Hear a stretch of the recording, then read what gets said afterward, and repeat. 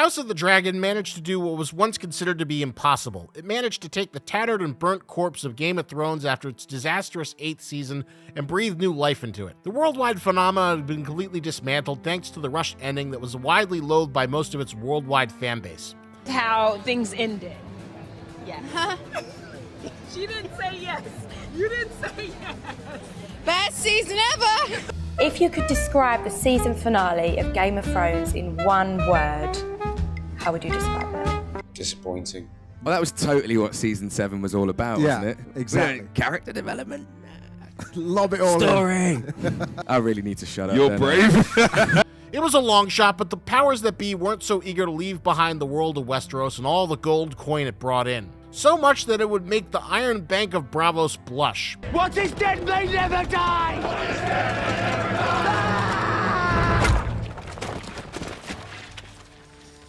Thought he'd never shut up. What is dead may never die, but rises again harder and stronger.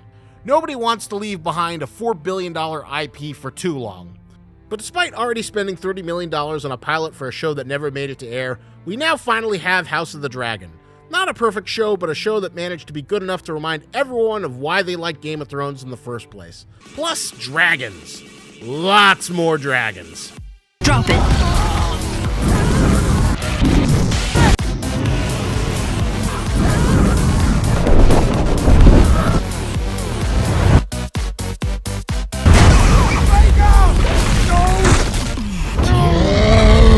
The comeback of Game of Thrones has led to a great degree of cultural discourse as people on social media take sides of the two political factions, the Greens versus the Blacks, each being represented by their corresponding matriarchs. For you see, House of the Dragon is a prequel committed to depicting one of the most pivotal moments of the 300-year Targaryen history, the Civil War known as the Dance of the Dragons. But at the center of the Civil War lies the king whose action and inaction fueled the tensions that would burst out into bloody warfare. That is King Viserys. Much discussion has been made about how he ruled, how he reacted to certain things, and was he a good king? Was he a good ruler? Was he a good leader? A weak man? We've seen idiot kings and we've seen vicious kings. And as Tyrion pointed out, We've had vicious kings, and we've had idiot kings, but I don't know if we've ever been cursed with a vicious idiot. And now I've struck a king. Did my hand fall from my wrist? we've seen vicious idiots. But have we ever seen a decent king? A guy who's, just kind of a reasonable guy. Not the most handsome guy, not the smartest guy, but the guy who you'd go out with on a Tuesday night to get some half-priced apps at a chain restaurant and watch the game with. Quite literally the George W. Bush of Westeros. And that man is, of course, Viserys Targaryen, or someone whom I like to affectionately refer to as Vizzy T. So today, I'd like to take some time to reflect on one of my favorite characters in House of the Dragon, or as it's affectionately known amongst Ice and Fire aficionados, Hot D. Because honestly, for as much flack as this guy gets, do you think you could do better? You gotta love to be gone back, yeah. So one big reason I love Viserys so much is that he falls into one of my favorite character archetypes, and that's the mediocre man who is thrust into greatness, because that's what makes Viserys interesting. We don't have a particularly favorable interpretation of Targaryens from the original series. The Viserys we see palling around with Daenerys at the beginning of the series is a spiteful, sexist asshole, a power-mad little man-child looking to reclaim his family's birthright as a sort of entitlement, but never wanting to actually put in any of the work to earn it. A guy who bullies and abuses his little sister and sells her off to a nomadic horse lord in vain hopes that'll allow him to enlist the Dothraki horde to sack Westeros.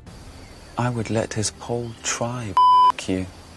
All 40,000 men and their horses too, if that's what it took. It's a gift.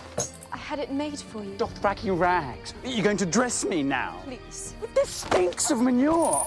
All of it. You do not talk back to me. Despite the fact that the Dothraki have never set foot on that continent before, this guy is our main impression of Targaryens, and the other guy is his father, the Mad King Aerys II, a king driven by his weird incest rage whose madness led to Robert's rebellion and the fall of a 300-year dynasty. Daenerys also winds up succumbing to her Targaryen incest rage, eventually becoming a mad queen herself, after using her gift of dragon riding to burn all of King's Landing and essentially running fascist rallies in the ruins of the Red Keep. So we don't have the best impression of Targaryens. All of their previous greatness being mostly left as lore and history for us to watch in the motion comic DVD extras in the Game of Thrones season box sets. But at the heart of the House of the Dragon, we see the Targaryens at the height of their power. And we get King Viserys, who despite a few generations of inbreeding seems, kind of like a pretty swell guy. He loves his daughter, he loves his wife. He's not the brightest guy, but he's willing to listen to the aid of people on his small council to make up for his deficiencies. For all intents and purposes, he acts kind of like one of us. A reasonable guy who's doing his best to try and keep everyone happy. Just, an average guy who does his 9 to 5, goes off to paint his Warhammer models, then play around with his scale diorama of old Valyria. He's like Henry Cavill, or at least how we'd like to imagine ourselves as Henry Cavill painting his Warhammer figurines. But Viserys, he's got problems. Big problems. Despite his loving relationship with his wife, he's only got one heir, and the Maesters have yet to discover the severe problems of multi-generational incest. I mean, she might be his cousin instead of his sister, but that's gonna make for some difficult baby making, and baby making is mighty important in the world of Westeros. Especially since he doesn't have a male heir, and as things stand, if some shit should happen to him in the medieval world of Westeros, which is plagued with hundreds of ways to kill you, I mean, remember King Giga Chad himself, Khal Drogo, and how he was done in by just a little tiny infection on a small cut on his arm? If a cut can do that to Mr. Super Barbarian Giga Chad Warrior King, then I think just about anything can kill you in Westeros, no matter what station or how highborn you may be. Anything can happen to just about anyone. I mean, his daughter and sole heir, Rhaenyra, almost gets herself killed by a boar just by wandering around in the woods. Extra kids are just about the only insurance policy you can get in this world. And Viserys, already having potential incest-related health problems, doesn't seem long for this world despite having access to the best maggot-based healthcare his Westerosi insurance plan can cover. If he dies, the next in line is his brother Daemon, who is the bad boy of Westeros, a dark figure who is described by Archmaester Gildaean as, "Over the centuries, House Targaryen has produced both great men and monsters. Prince Daemon was both. In his day, there was not a man so admired, so beloved, and so reviled in all of Westeros. He was made of light and darkness in equal parts. To some, he was a hero, to others, the blackest of villains." The man is a wild card, someone who doesn't have the temperament for politics, a dashing rogue, the vilest of villains. In the first episode, we get a small taste of what Daemon would do in power when he forms the Gold Cloaks and goes on a murderous rampage, supposedly punishing anyone he deems a criminal. He hacks hands from thieves and cocks from sexual deviants. Daemon's influence is nothing less than a campaign of terror. That is what is at risk if Viserys can't get another male baby out. It's something his small council is aware of. It is the great threat to peace and prosperity that Westeros is seeing. Well, peace and prosperity by Westerosi standards. Good times in Westeros still means underground child fighting pits, but as long as villages aren't getting sacked and burned, then things are being seen as being on the up and up. But Viserys really needs this baby boy for the prosperity and safety of the realm, so when his wife runs into the most likely incest-related health problems, we see him forced to make a difficult choice. It seems they can't save her, but they might be able to save the baby. So what's a guy to do when he's got a Sophie's choice? Some say it's pride and ego that makes him do what he does to force his wife to have a medieval C-section, something that most would argue is just reinforcing the barbaric and cruel patriarchal customs of Westeros. But what would you have done differently? Are you a magical scientist who can solve incest-related birth conditions? This kid seemingly is the only thing standing between the realm and your insane, impulsive brother who can't seem to keep himself from making terrible, impulsive decisions, and enemies of most of the noble lords you need to maintain your rule? You made a vow before the Seven to honor your wife in marriage. I'd gladly give Lady Rhea to you, Lord Hightower. Your own lady wife passed recently.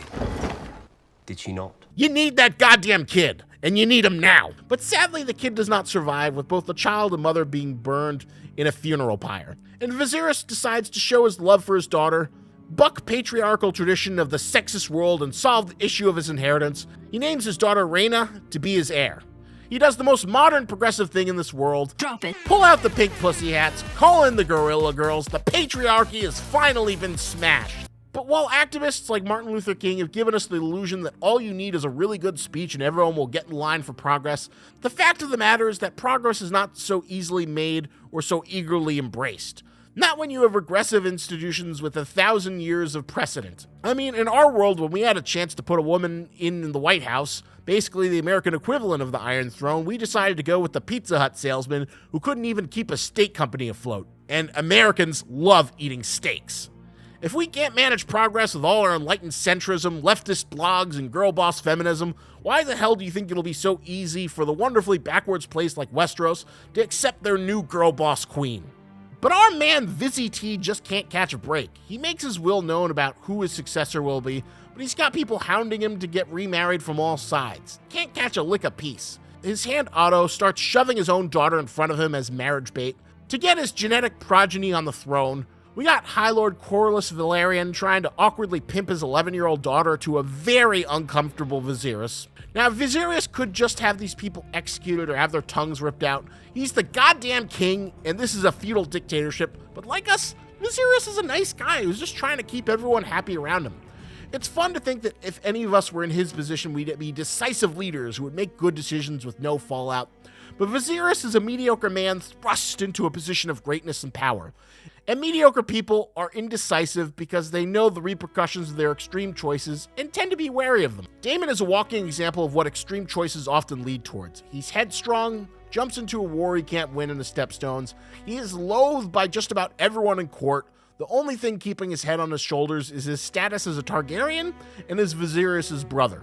Nobody would tolerate his shit if he didn't have any of those status symbols and his Valyrian blade dark sister to protect him.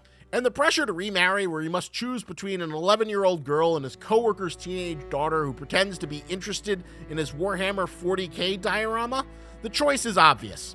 He gets to have a slightly better time making heirs to firm up the succession. Problem solved for the time being. Of course, he probably should have paid better attention to the friendship between Alicent and Rhaena, and thought a bit more about the messed up dynamic of turning his daughter's best friend into her stepmom. But if it's between that and wedding an 11-year-old girl while the incest dreads of the second most powerful man of Westeros look on, I think the choice is obvious. At least if you're a mediocre man like Viserys. But this creates more cascading problems as you produce more heirs, proper Targaryen children with silver hair. People want you to renounce your eldest daughter and get your firstborn son Aegon on the throne. And even go as far as suggesting you marrying your teenage daughter to her 2-year-old brother. There is another choice beyond Casterly Rock. Who do you have in mind? Prince Aegon. The boy just turned 2, Otto. That's how shit works in Westeros. But our boy Vizzy T is just as disgusted by these suggestions as we are. Just leave the man be. Instead, he's forced to make everyone extremely uncomfortable at his big feast. But you've refused me at every turn. That is because I do not wish to get married. Even I do not exist above tradition and duty, Rhaenyra. Excuse me, Your Grace. It's no wonder the man can't stop drinking wine. He's just accosted on all sides by proposals of marriage for his daughter and people pushing him to change his official heir in the succession. Progress does not come without friction. And of course his daughter's got to get some of that YA young adult novel protag in her and not want to deal with the prospect of marrying anyone. She wants to be a wild spirit free from the shackles of the confining Westeros tradition. While this might be fine in the world of YA dystopian novels with 3 books where the final one gets split up into 2 parts in its movie adaptation. Lucky you ran into me, the main character. You can tell because I'm strong and I'm quiet, and those are my 2 things. It was written over the course of several weekends by a woman with 2 first names, a hyphenated last name, and very sad eyes. And if that's not enough, I have a crush on a boy in the Mouth Police. Man, being 14 but talking and acting like I'm in my 20s in every single other way except romantically is crazy. No one has seen their leader, which means he could be anyone, which means he's gonna be that shy beefy boy we over-described in the first 5 pages. All I do know is, I have a crush on him too. Everything's about to change! Don't worry about book 3. The author gets rich between the 2nd and 3rd books and remembers that she hates writing, so it's gonna be totally phoned in. I hate the government, but I also have a crush on him. But in the world of Westeros, this ain't gonna fly. Marriages amongst the upper crust are mostly arranged, and they are mostly political affairs where the love is a very secondary concern. Sure, she gets to go around and have a progressive fling in a forbidden sex scene with the most handsome man on the King's Guard who she personally picked out, Sir Criston Cole, but this winds up being one of the worst mistakes she makes in her entire political career. She has the ability to break and bend rules and traditions due to her high privilege status, but poor Criston Cole does not, being lowborn with his only point of pride having gotten the chance to serve as a Kingsguard. Being used for a fling and being discarded only turns him into the most vicious and brutal enemy of Rhaena. But good guy Vizzy T rejects all of the insane proposals. He's trying so damn hard to keep his daughter happy, but like most teenage daughters, the best she can do is piss him off. It doesn't help that she's in a pissing contest with her former best friend, who's now the queen, and dutifully pushing out heirs who could ultimately threaten her claim to the throne. But best guy Vizzy T even gives her leave to do the most modern progressive thing possible and pick out her own husband for marriage, forgoing any political alliance and looking for love instead. You're not only Rhaenyra's father, you're the king. She'll do as you command. It is not my wish to command her. I want her to be happy. Like, what better thing can a guy do in a situation? And even that doesn't work out because Rhaena just has too much girl boss energy and nobody's good enough for her. To the point where Vizzy T is finally forced to say, the buck stops here. I'm picking a husband that makes sense for me. He let her do as she likes as far as he could permit, but the political pressure was just too great.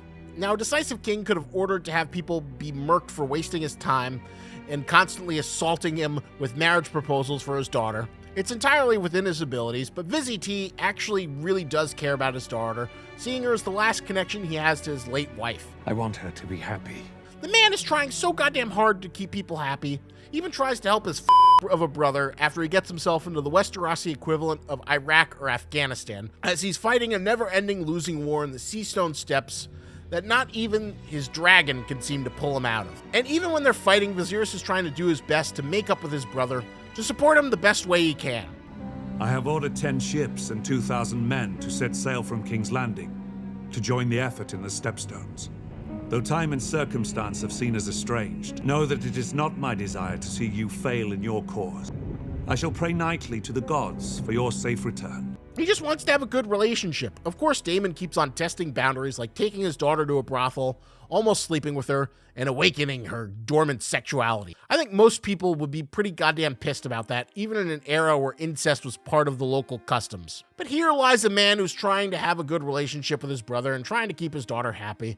But they both keep on pushing him and testing limits. It's fun to think that we'd be more decisive in both cases, but you can't give Daemon power given that this is a guy who will hack heads off given half the chance and will straight up run into the enemy with a death wish, and his daughter refusing to wed and go fight against her station and do all is just going to ruin any stability in court as well as destroy potential political alliances. Something Rhaena should appreciate since she's so gung-ho about learning how to rule. He's already trying to buck tradition by having the first queen rule the Iron Throne, but you ain't gonna turn Westeros into a progressive utopia overnight, and he's already paying a pretty steep political price for just showing his daughter that he respects her ability to become a future leader. It's easy to dismiss him as weak and indecisive, someone who's being preyed upon by the leeches of his small council, a tool to be toyed with by Otto Hightower, the true Machiavellian mastermind who rules behind the scenes. But do you think you'd be able to do any better? Getting rid of Otto Hightower as Hand of the King becomes a huge mistake given Lionel Strong replaces him and his son Harwin fathers Rhaena's future strong bastard boys,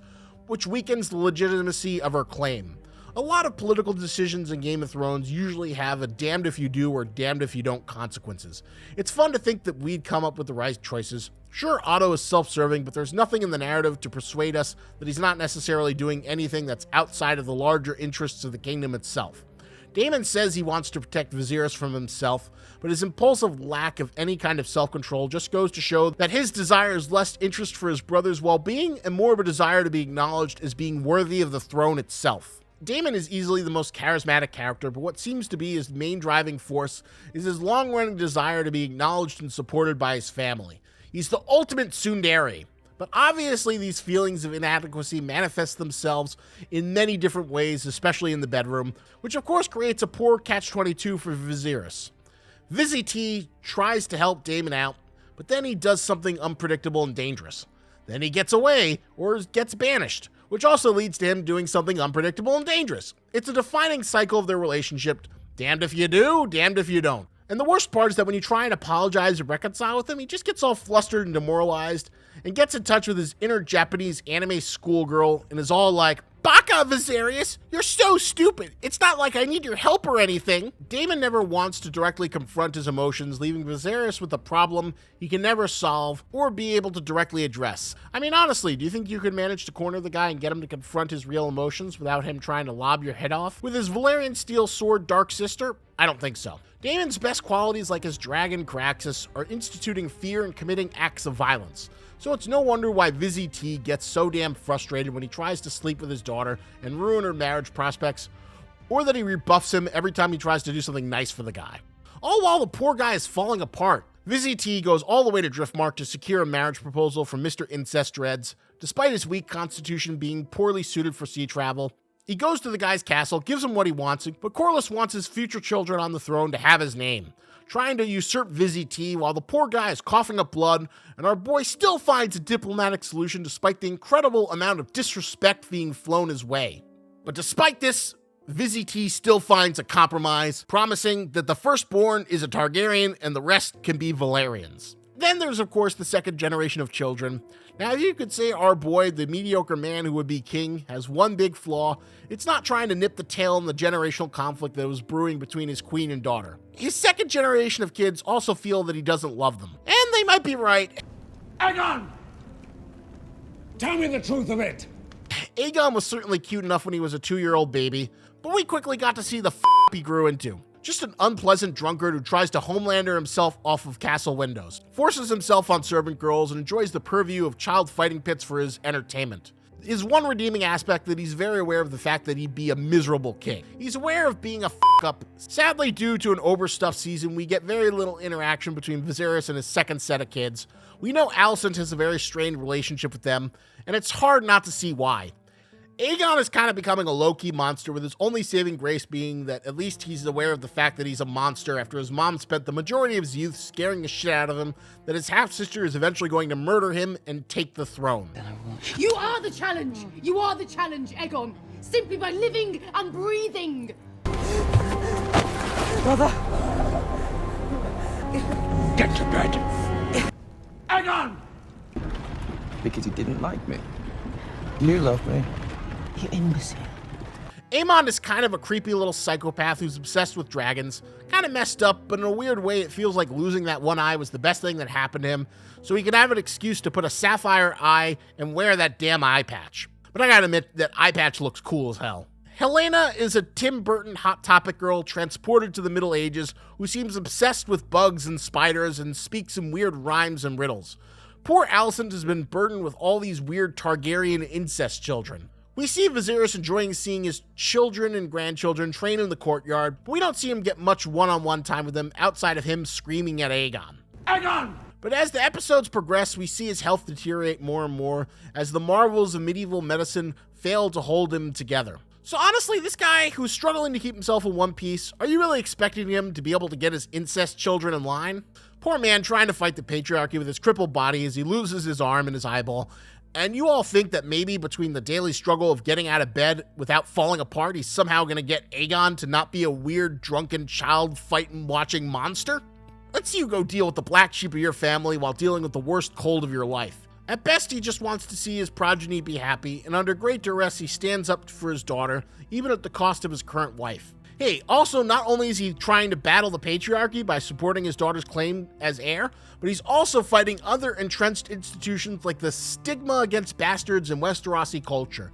It's clear as day that Rhaena's 3 strong boys aren't her trueborn children, but Vizzy T is standing by his guns, using his extreme powers as king to threaten anyone who tries to call them out. Well, I can't necessarily say it's for the right reasons, but I am going to put it out there that Vizzy T is using all the powers of his station to keep his daughters in power and to hold on to the legitimacy of her children, and maybe even perhaps setting a new precedent where the stigma against children born out of wedlock is completely eliminated in Westeros, or at the least the start of eliminating that stigma at the highest level of power. That's the problem when you try and appease everyone. In Game of Thrones, you either win or you die, and if you want to institute change, you're probably going to have to poke out someone's eye.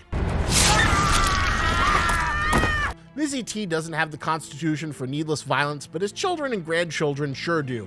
But I think easily my favorite moment of the series is when Viserys finally decides to take the throne one last time. Despite his failing health, which is heavily implied to be caused from infections and cuts he suffered from necrotizing fasciitis, as confirmed by George R.R. Martin when he spent time on a talk show circuit and not writing his damn 6th book, in a baller king pimp dick fashion, and makes his epic final ascension up the steel chair, which has spurned him so many times before. And might I say bravo to everyone involved making that most epic, awe-inspiring, emotionally cathartic scene, being a decaying old man walking into a room one last time to sit in a chair. And so he tries to make things better by revealing his vulnerability to his family one last time at dinner, attempting to reconcile things. The man did everything he could to try and make everyone happy. Was he a great man? In the HBO adaptation, he's Christian Viserys the Peaceful upon his death. Not the most intimidating title, but it's certainly better than Maegor the Cruel, a Targaryen king so reviled that nobody bothered trying to name their children after him. And so through the marvelous performance of Paddy Constantine, we got something that we'd never seen on screen in Game of Thrones before. A good king. A man who tried to do his best and keep his family together. A man who tried to buck tradition for the love of his daughter. A man who tried to be a good friend to his chaotic brother. A man who respected his peers even if they never really respected him. A man spurned by the Iron Throne itself until the very last time he sat upon it. What more could you ask for in a king? Some people are pushed into greatness, others have greatness thrust upon them. Viserys was a decent man thrown into a great position in a world where greatness is often defined by various forms of cruelty. And despite all practical rationale, Viserys always held himself back from being cruel. His position rotted away his body, but he continued to try and stay strong in spirit. And that is how our boy King Vizzy T became the best character in the House of the Dragon. Now I'm sure I'll hear a lot of responses in the comments, a lot of thoughts, a lot of opinions about King Vizzy T, but all I ask you, for the people who thought he was a weak man and a weak king, is, do you think you could have done any better if you were in his position? It's good to be the king. Your king. Holy shit! Sometimes, it's not good to be the king. Hope you enjoyed that look at the greatest mediocre man to ever sit the Iron Throne. It's been a minute since I've done anything on Game of Thrones, since it looked like it was going to be dead after the disaster of Season 8.